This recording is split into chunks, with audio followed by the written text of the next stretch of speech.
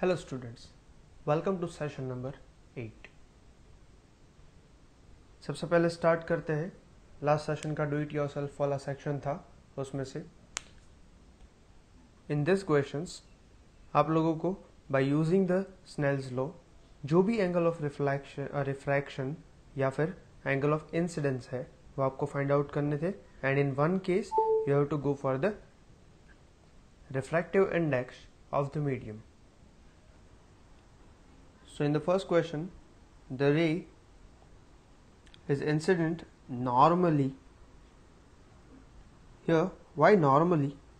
The reason is कि हमारा जो भी नॉर्मल बनेगा यहाँ पर उसी नॉर्मल के साथ 0 डिग्री एंगल पर अगर कोई हमारा रे आया then that ray will go like this, सीधा, no arrows, no marks, और वो यहाँ पर भी सीधा जाएगा।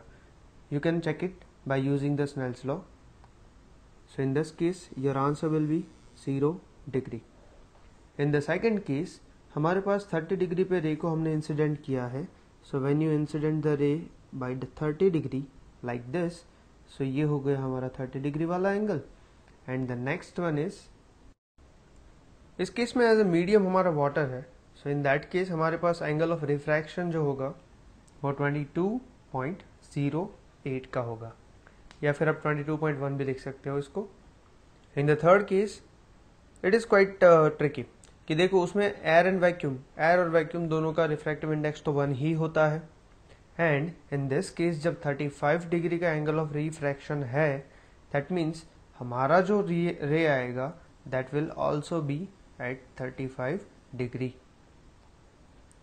Because as n is equal to 1 so sine i by sine r it is equal, so sin I is equal to sin R. And in the third case मैंने आप लोगों को बताया था that this is a tricky one. The reason is कि जब तुम्हारे पास कोई 45 डिग्री पे कोई रे आया और वही रे 45 डिग्री पर ही रिफ्रैक्ट हुआ, in that case it is possible for each and every medium who has refractive index of 1.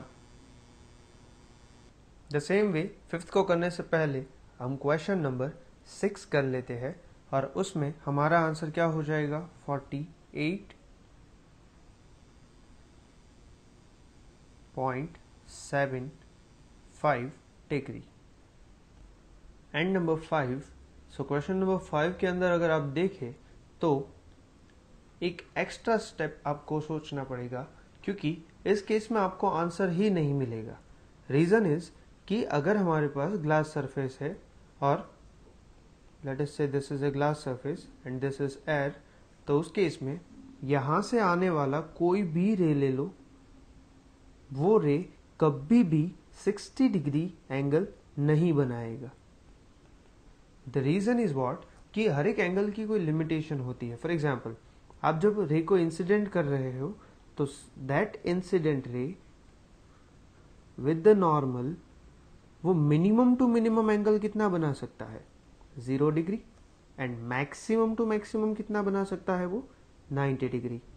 So 0 degree से लेके 90 डिग्री तक जो भी वैल्यूज आपको मिलेगी वही आपका एंगल ऑफ रिफ्रैक्शन बनेगा। अगर एंगल ऑफ रिफ्रैक्शन की बात करें तो 0 डिग्री के लिए हमारे पास 1.5 ऑलरेडी है, एंड अगर हम 90 डिग्री के लिए मेजर करें सो 90 डिग्री के लिए हमारा एंगल हमें मिलेगा 41.81। सो दिस इज 41.81। सो इसका मतलब क्या हुआ कि या तो हमारा रे सीधा जाएगा या तो हमारा रे 41.81 एंगल पे मैक्सिमम टू मैक्सिमम जा सकेगा, उससे ज़्यादा नहीं पॉसिबल। एंड हमें क्वेश्चन में क्या दिया है 60 degree. So in this case there is no angle which is possible जो हमें 60 डिग्री देगा। सो कुछ MCQs इस हिसाब से भी पूछे जाएंगे जिसमें आपको ये चीज़ चेक करनी पड़ेगी कि जो भी एंगल हमें दिया है वो एंगल सही है या फिर जो एंगल दिया है वो विद इन द लिमिट है कि नहीं है। So that was the do it yourself. अगर क्वेश्चन नंबर 5 के अलावा बाकी के सारे क्वेश्चन आपके हो गए हैं then congratulations, you are doing well. If not practice करके हो जाएगा, उसमें कोई इश्यू नहीं है। चलिए आज हम बात करने वाले हैं रिफ्रैक्टिव इंडेक्स के ऊपर। सो वही स्नेल्स लॉ से स्टार्ट करेंगे और रिफ्रैक्टिव इंडेक्स के बारे में आगे बढ़ेंगे। स्नेल्स लॉ के अंदर हमने रेशियो की बात की थी that if a ray goes from one medium to another medium then your sin I by sin R it will be equal to n, that is a refractive index। इसको further more अगर समझे तो ये जो refractive index है वो refractive index n21 है। अब n21 क्या होगा उसको देखते हैं। so this n21 it is relative refractive index. Relative refractive index मतलब क्या? इट्स लाइक दिस, जैसे हमने 11th में रिलेटिव वेलोसिटी देखी थी। So relative velocity, relative position, वो सारे कंसेप्ट में जो भी हमने किया था the same thing we will do over here. See like this, an इसका मतलब रिफ्रैक्टिव इंडेक्स किसका? मीडियम 2 का। किसके रिस्पेक्ट में? मीडियम 1 के रिस्पेक्ट में।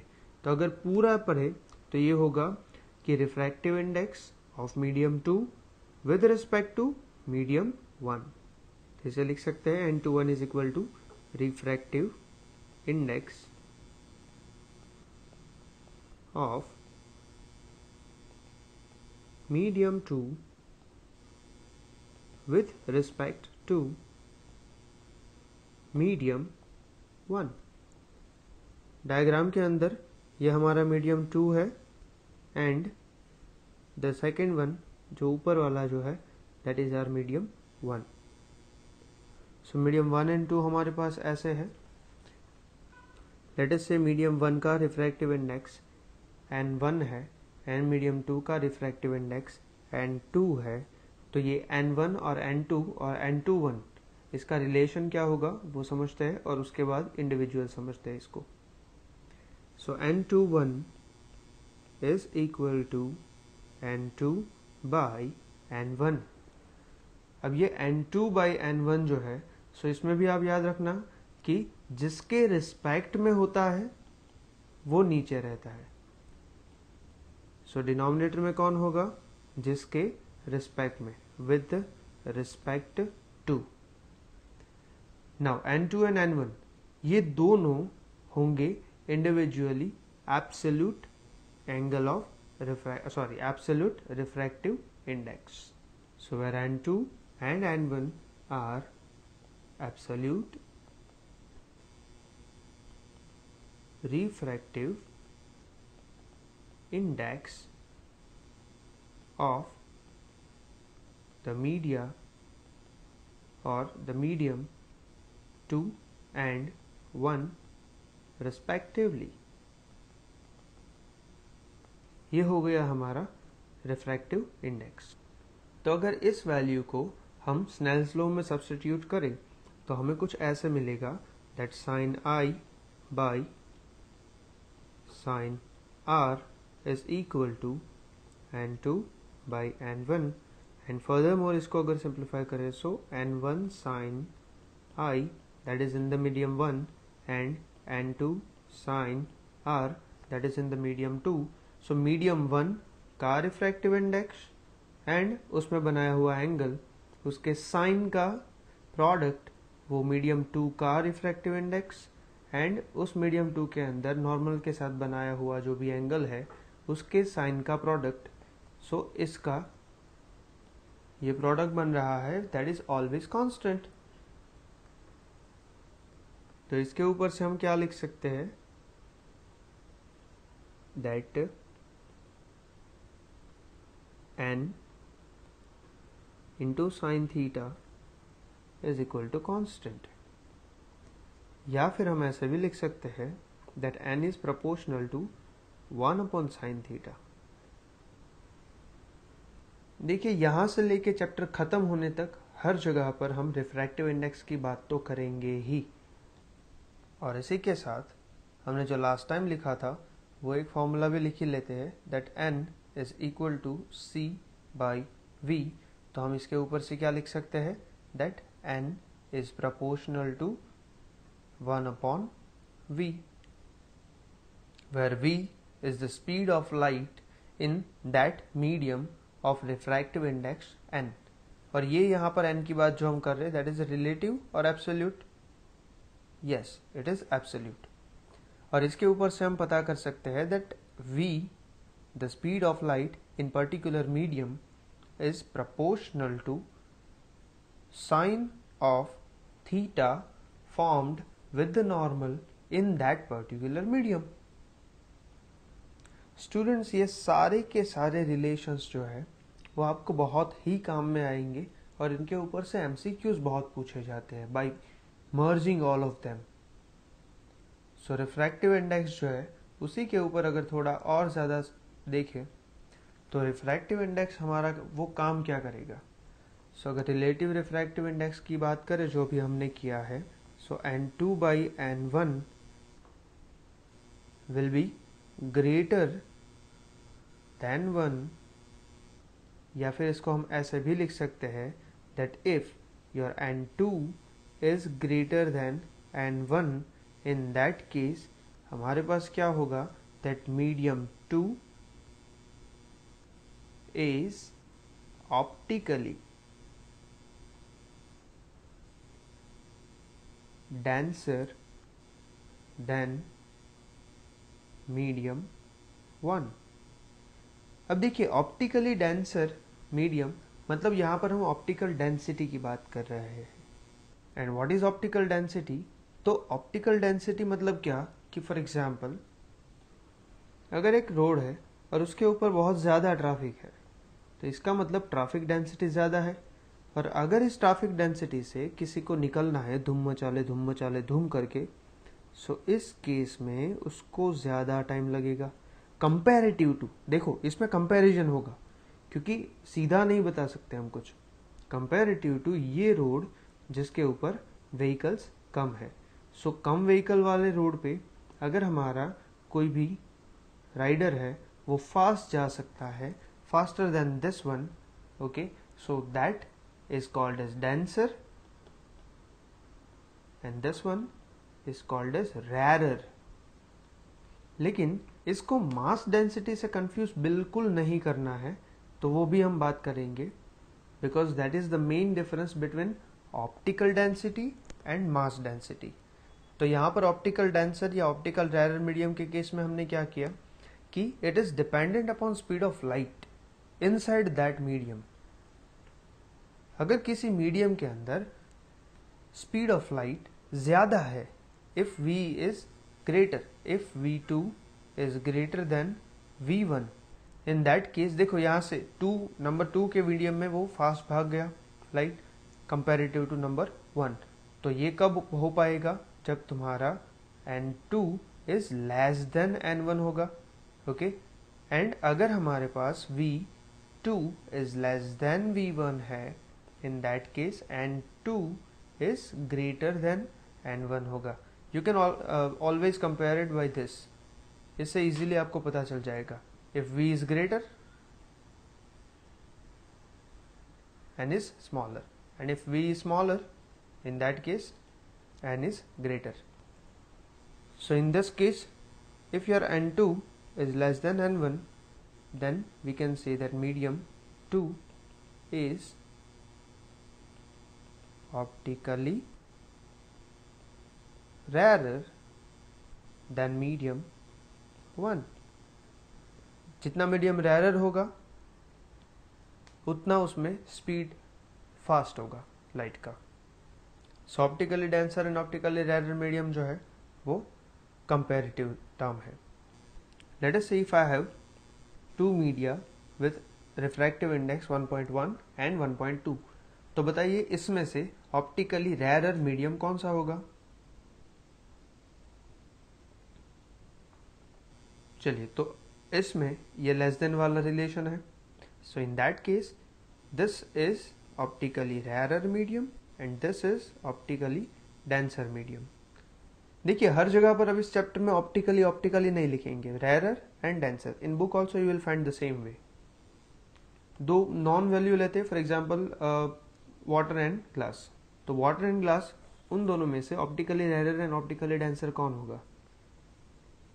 सो 1.33 is for the water and 1.5 is for the glass. So in that case this is the same relation as above. But in other case, अगर हमारे पास कोई अलग मीडियम हो, जिसमें for example we are talking about some, let us say हम बात करते हैं केरोसिन ऑयल या फिर टर्पेंटाइन जो है उसकी और पानी की. सो this is your kerosene oil, या फिर हम उसको बोल सकते हैं टर्पेंटाइन. सो केरोसिन ऑयल या टर्पेंटाइन जो है, लेट अस से उसकी ऑप्टिकल डेंसिटी 1.42 है with respect to the free space, and water के लिए वही सेम चीज़ हमारे पास कुछ ऐसे है. तो हमारे केस में अब क्या होगा कि density, optical density I am talking about. So optical density जो है वो ऑप्टिकल डेंसिटी इसकी ज़्यादा है. So this is greater and this is less and this is for water. लेकिन रियल लाइफ एक्सपीरियंसेस में हमें इतना तो पता है that turpentine is having less mass density than water. So जैसे कि हमें पता चला दैट ऑप्टिकल डेंसिटी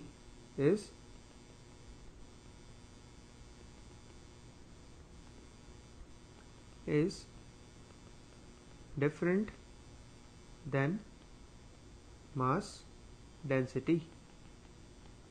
उसको उससे कोई लेना देना नहीं है. It just depends upon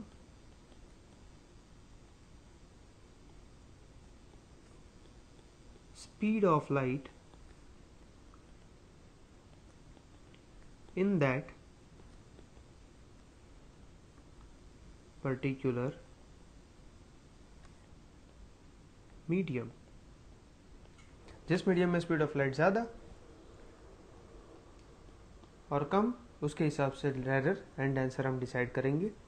so here mass density rho for turpentine is less than mass density of water, because mass density is what? Mass density is mass divided by volume, जबकि optical density is C by V. C is constant and V is variable. Here V is the velocity of light in that medium of refractive index n. तो जैसे कि हमने बात किया absolute and relative refractive index. तो students, refractive index of medium 2 with respect to medium 1, उसे हम ऐसे भी लिख सकते हैं that refractive index of medium 2 with respect to medium 1, जैसे केमिस्ट्री में आप लोग लिखते हो वैसे x z a. Apart from this, let us derive few other forms of refractive index. For example, हमें पता है that n21 is equal to what? n2 by n1, n1 के रिस्पेक्ट में. सो इन दिस केस अगर हम value substitute करें n2 की, it is c by v2 और ये वाला हो जाएगा c by v1. So we are going to get v1 by v2 which is n2 by n1. अब जैसे कि हमें पता है that velocity of any wave, it is equal to lambda, that is wavelength, into frequency, that is f. तो उसके ऊपर से हम लिख सकते हैं that n21 is equal to n2 by n1 is equal to v1 by v2 जो हमें पता है, and that is equal to lambda 1 f, नहीं यहाँ पर 1 नहीं आएगा, lambda 2 f. The reason is कि frequency जो होती है, that frequency of EM waves, that is light I am talking about, क्योंकि जो EM waves के लिए सही है वो लाइट के लिए भी सही है, एंड जो लाइट के लिए सही है वाइस वर्सा EM waves के लिए भी सही है, is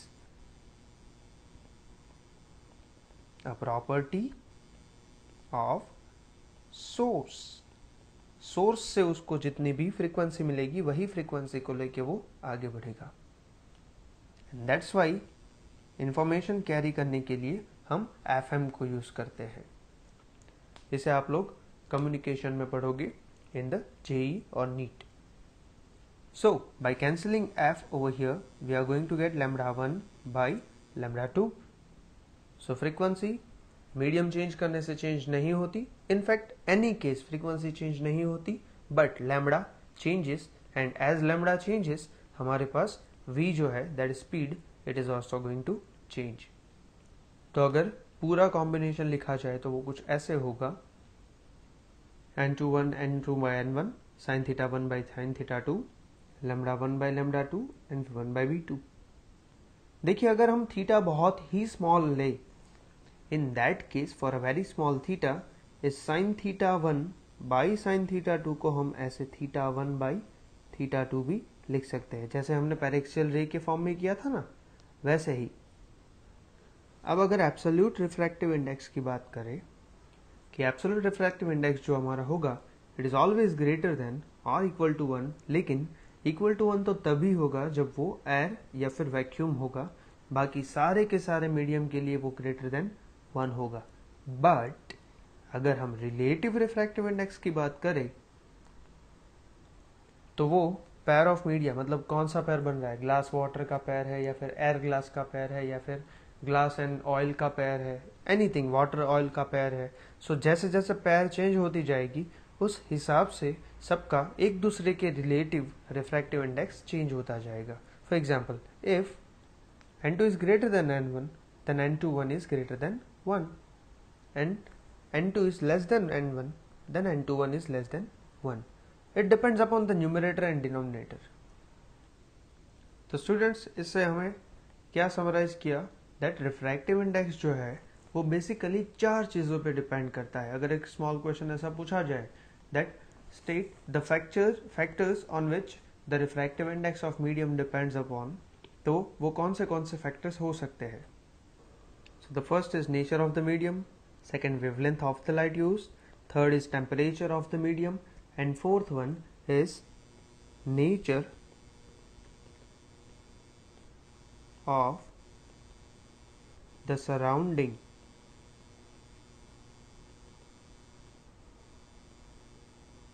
medium. क्योंकि ये रिफ्रैक्शन जहां पर भी होगा वो बाउंड्री पे होगा, that's why. So guys, that's all for today. See you in the